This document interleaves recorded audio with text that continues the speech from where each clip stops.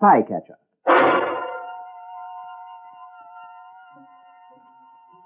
A series of true stories of the unceasing search for enemy spies in wartime, based on the memoirs of Lieutenant Colonel Oreste Pinto of the Allied Counterintelligence Service. This week's story is entitled Happy Landing. The part of Colonel Pinto is played by Bernard Archer.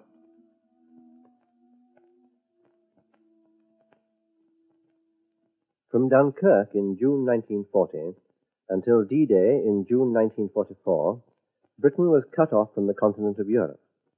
Nevertheless, during the 4 years, thousands of men and women managed to escape from occupied Europe and make the dangerous and forbidding journey to Britain. Most of them were patriots, but some of the bravest, were spies. It was my job to catch the spies. Some escape plans were direct and bold. Some were quite fantastic. And to my mind, the most fantastic of all was the escape made in 1941 by a young French nobleman and his valet. They had flown from the center of occupied France to England in an airplane that they had built themselves. Remarkable, isn't it? Yes, sir. By all accounts, it's a weird contraption. And they flew it from France. Yes, sir. One of our fighter patrols spotted them coming over the channel. They could hardly believe their eyes. Just bits of wood and piano wire. Well, where is this aeroplane? The RAF have it down in West Sussex, sir. Everyone's having a look at it. They say it's the weirdest thing since the Wright brothers. A French nobleman and his valet. Oh, yes, sir. They were brought up from Sussex this morning. They're waiting outside. All right, I'll see them now. The Vicomte first, sir? Yes. What's he like? Well, he's a young man, sir, about 25, 28. The valet's a few years older, about 30, I'd say. Rough, country type. He seems to worship his master. Keeps dancing attendance on him all the time. Well, in that case, I'd better see them both. Yes, sir. This way, please. Thank you. Monsieur le Vicomte? I'm pleased to meet you, Colonel. This is my servant, Marcel. Good afternoon, Marcel. Good afternoon, monsieur. Will you sit down, please? Thank you. Please sit down, Marcel. You may sit, Marcel. Thank you, monsieur le vicomte. I hear you had a most remarkable adventure, monsieur. Will you tell me about it? It's a long story, Colonel. It has many parts. What is it you'd like to know? The story of your escape. From the beginning, please. Well, it began with the fall of France, Colonel, 1 year ago. Oh, cigarette. Thank you. Marcel? No, thank you, monsieur. Thank you. As you know, Colonel, our army surrendered to the Germans. My regiment was disbanded, and it was each for himself. So I returned to my estates. Like France, I was humiliated, and I prepared to suffer under the Boche until times were changed. But this was not to be. The Boche had a different plan for people like me. The ordinary people of France were to suffer, yes, but not the wealthy and the influential. We were to be favored and separated from the people. A German colonel called Kruger was made commandant of our district. He soon learned that all the villagers and all the small farmers looked to me as their leader and would take their attitude from me. So he moved to isolate me, to make it seem that I was cooperating with the Germans. German troops were billeted in the village homes and on the small farms, but no German soldier was billeted at my chateau or on my estate. I was to enjoy freedom. Produce of the farms was commandeered to feed the German soldiers, but the produce of my estate was not touched. I was to live in luxury. I was prepared for harshness from the Boche, but this kindness was even more humiliating. It made me feel very lonely and very bitter. Yes, I can understand that. Of course, I discouraged this Kruger in the only way I could. I refused all his invitations to functions and dinners. I wouldn't be seen with him. And at night, with the help of Marcel, I began to supply food to the villagers whenever I could. But I remained a prisoner on my estate. And this led to the aeroplane? Yes. This imprisonment gave me much time to think. Before the war, I'd held a pilot's license, a civil license. I was not a good flyer, but I'd been keen and I'd been able to qualify. And in my garage, idle and now useless like myself, was my Rolls-Royce. A Rolls-Royce makes the finest engines in the world. England was not far away. I decided to make an aeroplane and fly it to England with Marcel. No, alone. My first idea was to try this thing alone. Then as I planned it, I knew I must have help. Help in building the fuselage and help in the takeoff. And this help must come from my trusted Marcel. But If he helped me, I couldn't leave him behind. I asked him one day, and he agreed, and that's how it happened. Yeah. Well, you decided to build an aeroplane. Please go on. I decided to think about it and to make sketches. It was just an idea. And to look around the chateau for things that might be useful in this task to make it possible. After all, it requires more than an engine, no matter how good. In one of the buildings, Marcel found an old canvas sail. It was the sail for a boat my father had had, and it was mostly in good condition. This we could cut into strips to stretch over the framework of the wings. We put this aside and we searched for other things. We agreed that we could break up one of my old cars, a small car, and use the wheels. Timber was difficult. We searched for many weeks, measuring this and that and testing the wood. In the end, we decided it would have to be a dining room table. It was a pity. It was a fine old table, very beautiful. Did you know anything about aircraft construction, about aerodynamics? Well, enough to know that an aeroplane to carry both of us requires a different design from an aeroplane to carry one. That extra fuel meant extra weight, and all this must be carefully calculated. There would be other dangers when we began to build it. So to begin, I must know what I have to do. Well, I applied to the Germans for a pass to go to Paris. I told them it was official business about the estate. But in fact, it was to get some books on aircraft construction. I returned with the books and studied them thoroughly. When I reached the advanced chapters, I realized that my grasp of mathematics, which was good, wasn't good enough for this task. If the aeroplane was to fly first time, there was no room for error. It was then very much in desperation that I remembered an old friend of my father's, a professor of mathematics, who was now living in retirement not far from my estate, at Evreux. I got into touch with him and asked him if he could coach me in advanced mathematics, particularly trigonometry. Did you tell him why? Oh, no. I didn't wish to involve a third person. I explained to him that I was now virtually a prisoner of the Germans, seldom allowed to leave my estate, and this was how I wished to occupy my time. He was delighted to help me, and so 2 or 3 times a week he came to my home to coach me. Now, I knew what materials I had, and Marcel had cleared one of the large outbuildings which was to be our workshop. German aircraft sometimes flew over the estate, so of course we couldn't build it in the open. And of course I didn't know how long the task would take. How long has it taken up to this point? Until the designs were completed? About 5 months.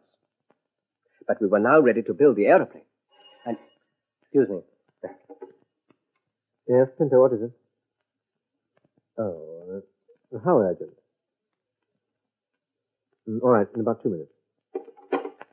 Well, I'm afraid we must break there for the moment, but I notice it's almost tea time. Perhaps you'd like to have tea in the officer's mess, and we can continue our talk in about an hour's time. Of course, I'm at your service. I'll send an orderly to you when I'm free, monsieur. Thank you, Colonel. Au revoir. Au revoir, monsieur. Oh, come in, Captain. All right, what is it? A report, sir, for your signature. The dispatch rider's waiting for it now. Oh, thank you. How are the Wright brothers, sir? Well, it's an interesting story. You say the RAF have this airplane? Yes, sir. Well, I want a complete technical report on it as soon as possible. Yes, sir. I'll organize that straight away. I gave the Vicomte time to enjoy his tea, and then I decided to hear more about his adventure. This time, I decided to see the Vicomte alone. Come in, monsieur. I'm sorry I wasn't able to join you at tea. I hope they looked after you well. Very well, thank you. Will you sit down, please? Thank you. Now, you had reached the point where you were able to build this aeroplane. You wish to hear about it? Please. Well, I told you we couldn't build it in the open, and we'd cleared one of the large outbuildings near the stable for a hangar. Well, now there was another danger. My staff at the chateau. So I had Marcel spread a rumor among my servants that I was experimenting to see if I could make one of my old cars run on charcoal. Oh, that was very good security. Then, behind this facade, we began. We took the large dining table and we cut it carefully to my plans to fashion the struts and the long timbers for the fuselage. As we completed each one, we hid it away. When the struts and the spars were all made, we began to cut up the canvas sail. Again, most carefully, because there was very little to spare. Then came the time to assemble the fuselage. Finally, the precious Rolls-Royce engine had to be taken from the car and fitted on the aeroplane. This was the difficult moment, and for this, Marcel was the supervisor. And it was done successfully. There remained two problems: the propeller and the fuel. Now, the propeller we could make and test in time. But petrol was another problem. We needed 70 or 75 liters for the journey. Then petrol was rationed by the Germans. Severely rationed, even to the transport companies.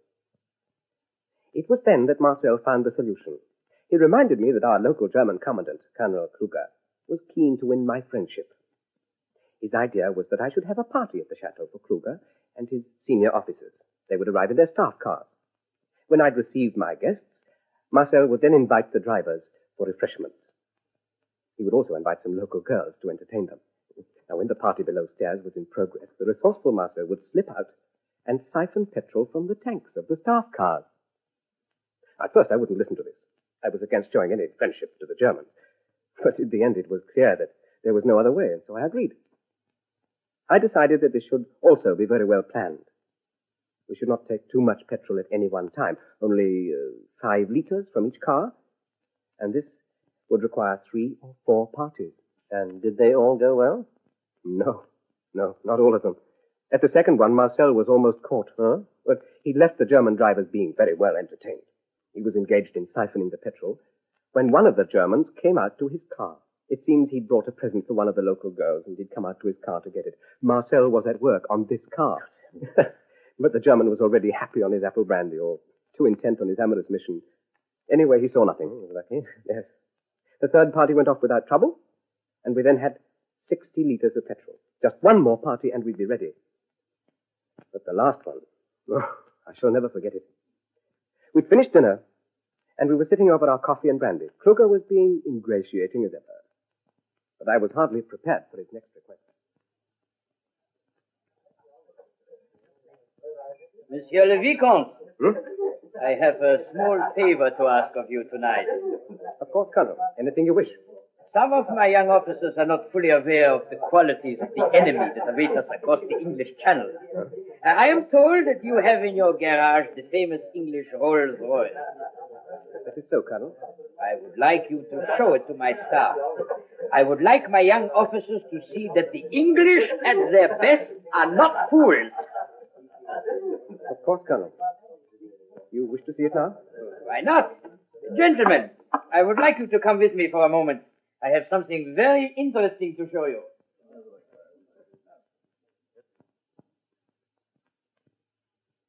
I couldn't refuse. So we left the dining room.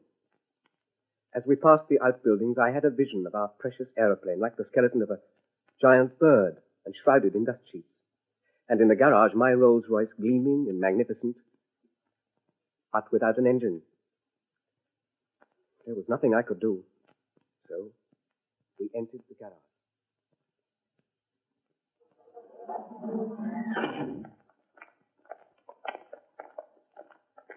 Ah, magnificent, monsieur. It is magnificent. One day we must supply you with petrol, and you will take my officers for a tour in this magnificent car. But that is not possible at the moment. So, with your permission, monsieur, I will show it to them and demonstrate the wonders of English engineering. Of course, Colonel. Major, hold my glass and come with me. He took his staff on a tour of inspection, examining the coachwork, the upholstery, the design, the symbol on the radiator. But he didn't lift the bonnet. He didn't. I don't know why. I was waiting for him to do so, but he didn't. And we returned to the dining room. For a narrow escape. Did Marcel have the same good luck? By good fortune, yes. Next morning we had 80 liters of petrol, and so we were ready for the flight. I sent all of the staff to the village or to the farms on various pretexts. And in the afternoon, when the estate was clear, we wheeled the aeroplane out of the hangar. Did you have a suitable runway? It was a simple aeroplane. It would require only a short run. And there was an avenue which would do. Well, I climbed into the cockpit. Marcel stood by the propeller. We went quickly through the cockpit drill, which we'd often rehearsed, and the engine fired first time. I kept the engine running for a few minutes while Marcel attended to the chocks and held the plane, which was shaking a great deal. Then I gave him the signal, and he climbed in behind me. The engine responded. We taxied and bumped down the avenue. The engine had been set in low gear to give the maximum revolutions. And gradually, we gained speed, and in the end, staggered into the air. We just cleared the orchard, and we were airborne. Well, you now had 150 miles to fly. Were you spotted? Not from the air, but farm workers stopped in the fields to look up at us, and a country bus stopped, while the passengers got out to wave to us. Where did you cross the French coast? Near the Tréport, south of the Tréport. We were flying very low when we crossed the coast, and I remembered that this was good aerial tactics. A plane flying so low over the sea is difficult to attack. But she was also shaking so much that I wondered if with, only 30 miles to go, she might fall apart. I knew she wouldn't stay afloat long enough to save our lives. But luck was with us. And halfway across, Marcel reported a flight of Spitfires. The leader came down to inspect us. He seemed to flash past like lightning. Marcel waved our white flag, and one by one, the Spitfires came down for a closer look. You could see them laughing in the cockpit and giving us the thumbs-up sign. We knew we were safe, and we waved to them. They left 2 planes to circle us and lead us to their aerodrome. Where was this? In Sussex. Oh, it was such a welcome. I couldn't spoil it, and luckily I was able to land my aeroplane without crashing. The escort gave us a victory roll, and the men of the air station came running out to see us. Well, I've heard many stories in this room of escapes and adventures, but this is the most remarkable and the most ingenious. A dining table, a sail, and a Rolls-Royce engine. Thank you. It took 1 year, Colonel, but now we're free. 1 year since the fall of France. What will you do now? Join the Gulf. Excuse me. Yes? Oh, I'd like to see it now. Yes, thank you. More matters of business. Oh. Well, I've enjoyed hearing your story, and perhaps you will dine with me this evening. Delighted.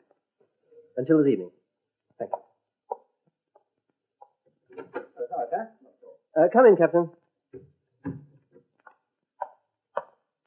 The technical report on the airplane, sir, has just come in. Oh, thank you. Rather amusing, sir. They think it's something out of this world, sir. Yes, maybe. Let's see what they have to say. I studied the RAF report with care. It had been an almost impossible flight. There was no doubt that the RAF had examined the airplane in great detail. But I didn't find this report very amusing. I decided that I'd now see the servant, Marcel, alone. And this time, I'd get the truth from him. Come in, Marcel. Please sit down. Thank you, monsieur. I've spoken to your master, Marcel, and he's agreed that I should see you alone. Now, you have his permission to answer any questions I ask. Where is Monsieur le Vicomte? He's in the officers' mess, but you have his permission to answer my questions. He's told me his story, but he says you also have a story. I worked only with my master, but I can tell you all that I know. From the time the plans were made, how long did it take you together to construct the aeroplane? 5 months. The 7 months until we had the petrol monsieur required. And this was your responsibility, stealing the petrol? Siphoning the petrol. It belonged to France. We didn't think of it as stealing. But this was your job? I was the chauffeur, monsieur. This was my job. But my master made it possible. Did your master ever help you at any time? No, monsieur. Though he entertained Colonel Kluger and his officers, they brought their cars to the chateau. When the German officers were ready to leave and would alert their drivers, my master would ring a bell to the servants' quarters to warn me. But I was always finished by then. In the end, you had 80 liters. That's what we required. Your other concern was the engine. Well, that was the concern of both of us. It was a heavy engine. Oh, you mean to put it in the plane? Yes. Well, my master designed a block and tackle to lift it. Then it wasn't a difficult job. One had to be careful, but it wasn't difficult. You had always driven the car for your master. There was no other chauffeur. No, monsieur. You'd maintained it well. Thank you, monsieur. Are you a trained mechanic? Yes. Otherwise, I could not master the engine. The petrol pipes had to be lengthened and things of that sort. Yes. Now, your master is a very courageous man, Marcel. Well-educated and intelligent. But in fact, he is an amateur. Now, I mean that in the very best way. He understands the principle of things, but he's not used to working with his hands. He is a true amateur. And that's why he needed your help with the petrol pipes and such things. He is a nobleman. He did the planning, you did the rough work. I am the servant. Had you ever flown before? No, monsieur. Were you ever afraid when you contemplated this strange flight? Oh, no, monsieur. I have faith in my master. I'll do anything he asks of me. That's always been the way. We can talk as practical men, can't we? Hmm? We both know, and this is something Monsieur le Vicomte clearly does not know, that a motor car engine, even one so fine as the Rolls-Royce, has a comparatively low compression ratio. Well, too low to be used as an aero engine. Isn't that so? Your engine, I've had it examined, I have this report. Your engine has had the compression ratio raised up to 10 to 1. Who altered it? But if this Now, was you a- were the mechanic. Who retuned this engine? It was expertly done. Who did it? All right. I'll tell you. You're a practical mechanic. You knew that your master's plan was impracticable, the plane would crash, and you both would die or be captured. But he's your master, you can't disagree, so you make these alterations without telling him. He is a determined man, monsieur, and I have to make these things possible. Of course. Next point. It's no use raising the compression ratio unless you can also obtain suitable petrol. High-octane petrol. Where did you get it? From the motor cars, monsieur. Well, the remaining petrol from your tank has been examined by the RAF. It's high-octane petrol suitable for high compression ratio. It's German aviation petrol. Where did you get it? On your own admission, you obtained the petrol, and you did not siphon it from motor cars. Where did you get it? How did you get it? When did you sell your master to the Germans? I did not sell my master. You sold yourself. What was the bargain? Why do you say this? Because you couldn't fly safely to England without German help. It was my master who flew to England. He brought me here. Very well. Your master is a prisoner on his estate. In desperation or frustration, he gets this plan. He can fly, and there's this engine standing idle. He'll make a plane and fly 150 miles. It's courageous, but you know it's impracticable. He'll kill you both. There's one hope, if the Germans will discover the plane. So you go to the Germans. I did not go to the Germans. Listen. You go to the Germans to sell your master. And instead, they buy you because Colonel Kluger has other fish to fry. Monsieur is uncooperative and is of no use to him. But you can be useful to the Germans if they can get you into England. Kluger tells you how to use the Rolls-Royce engine. He sees that you get expert advice, and he will supply petrol at a price. So you have to put a plan to your master. That he invites the commandant and staff to the chateau and entertains them. That you will siphon petrol from the car. But you didn't have to siphon anything. It was brought to you by one of the drivers, 20 liters at a time. I did what my master told me. I siphoned this petrol. It was from the- aviation petrol. There's still some in the tank. Listen to the rest of the story. It fits so well. Colonel Kluger is enjoying his joke against your master. And when the aeroplane has been completed and the last of the petrol delivered, he wants to inspect the Rolls-Royce. Now, your master is a courageous man, but at this late hour, the 11th hour, this little joke must have put his courage to the test. Colonel Kluger himself demonstrates the wonders of the Rolls-Royce to his staff, but in the end, he doesn't inspect the engine. Luck? No. Just a heavy-handed German joke. This courageous nobleman is going to carry a spy to England. None of this is true. How No, can I then my find- third point. Your master flew this contraption near 2 German airfields. There's one near Le Tréport. There are also German anti-aircraft guns on the coast there. I've studied the route. There are no German aircraft in the sky, no gunfire. This was our luck. Did you have the monsieur. same luck with the RAF? No. They were around you like a swarm of bees before you were halfway across the channel. Explain that. You're the mechanic. Explain the retuning of the engine, this new high compression ratio. Who told you how to do it? Who supplied the tools? And explain the aviation petrol. Did you think the RAF wouldn't examine it? Why did the Germans help you? What was the bargain? I have nothing to tell you. You want me to send for your master and show him this report? Tell him about the petrol? Tell him how you betrayed him? What was the bargain? I have nothing to say.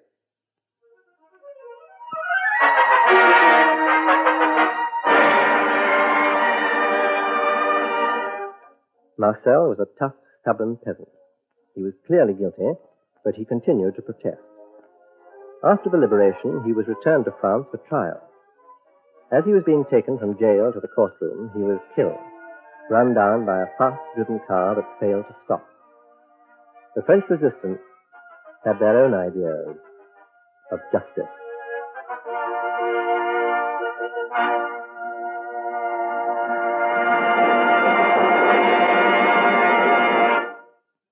You've been listening to Spycatcher, with Bernard Archard as Colonel Oreste Pinto. The script was written by Robert Barr, and the program produced for the BBC by Charles Maxwell.